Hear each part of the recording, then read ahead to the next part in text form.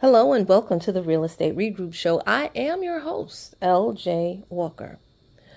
One thing I wanted to delve into, even though I'm not a psychologist, but I've been around for a while, I wanted to know, why is it that we ignore red flags?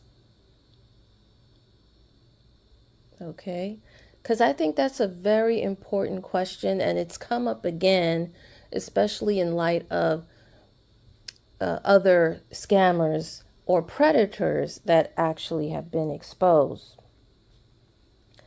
One of the things that keep us back, that hold us back, is the fact that we think it won't happen to us. As a matter of fact, a psychiatrist mentioned that to me, Brother Ed. He says, we think that, that happened to that one over there because they are a certain way. I'm different. They not going to play me like that because I'm from the streets or I'm educated or whatever it is. Okay. So that's why sometimes we'll see a red flag, but we convince ourselves that because we're not like the other person that was played, it won't happen to us. We also think that because it happened, because that person who is running game sees us, we think that they might fear us. So we think that that person will never play us.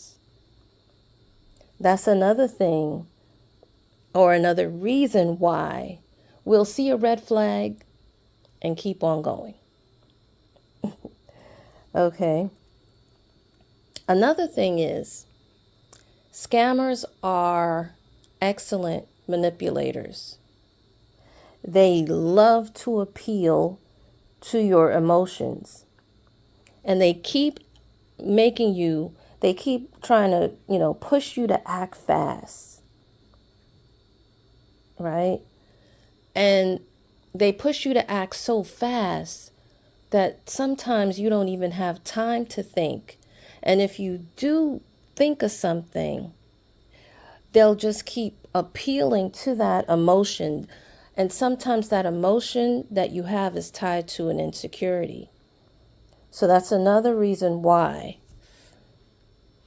That's another reason why you keep going, even though you see the red flag. Even though you see the stoplight and you see the stop sign, you'll keep going because of that. And then another thing that they'll do is they'll say to you, you know what, you have a trust issue. And you probably don't have a trust issue, but maybe somebody had said something to you in the past, like, you know what, black people don't trust one another. That's from slavery. So you think that the question that you asked, because you want clarity and understanding, they'll flip it on you and say, well, it's because you don't trust. Another thing is you believe that another person is going to rescue you. When the truth be told, the God that's in you is the one that's going to rescue you, not someone else. Most of the time, it's not really someone else. Most of the time, it's the God that's inside of you that's going to rescue you. And I know some of you probably have already left the room right now because you don't believe in God, but I do. And I said what I said, and I stand 10 toes down on that. Okay. Another thing is many of us want a fast solution. We want things done quickly. And many times they promise a quick resolution. Not all the time, but most of the time. Oh, you'll get your money back the next day. Oh, I'll have it back by the end of the week or 2 weeks. So you say to yourself, oh, okay, well, shoot, that's nothing. And you'll give it to them. Another reason you'll see a red flag and keep moving is because you are under a lot of stress, and that stress makes you vulnerable. The stress comes from sometimes your family, your job, many times. For many of us, that's where most of the stress actually comes from. And you might not get enough sleep. So because you don't get enough sleep, that also causes the stress and also causes you not to think clearly.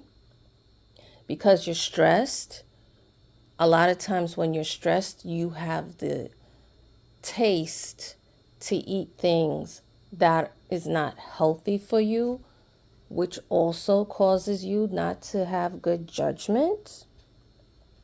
Okay. Sometimes the stress, you work it, like as far as the job is concerned, you might be working an exorbitant amount of hours on the job. And then many of you got another job somewhere else. So your time is already limited.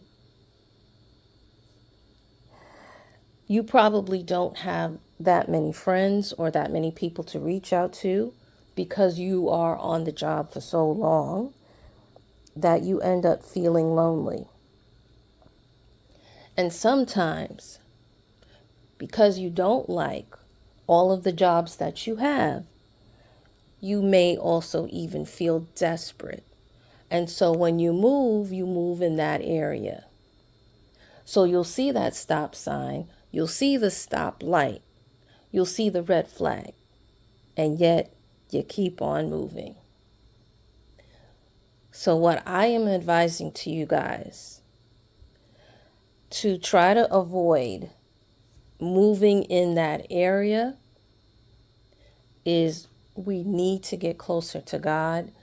We need to also seek therapy and fix our insecurities. Get a hold of that if you can. Make time for that when you can.